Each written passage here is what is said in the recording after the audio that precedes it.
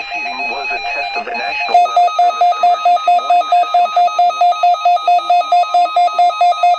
This test is conducted at approximately 11:30 each Wednesday morning, weather permitting. If this had been an actual emergency weather situation, the warning alarm would have been followed by an actual watch or warning.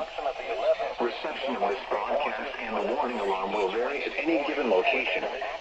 This variability, normally more noticeable at greater distances from the transmitter, will occur even if you are using a quality receiver in perfect working order. To provide the most consistent warning service possible, the warning alarm will normally be activated for warnings in selected watches within a 40-mile radius of your transmitter.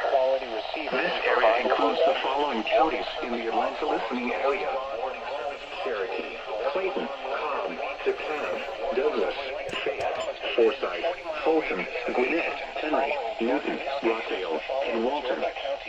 This concludes the weekly check of the warning alarm system. We now return to our normal weather broadcasting.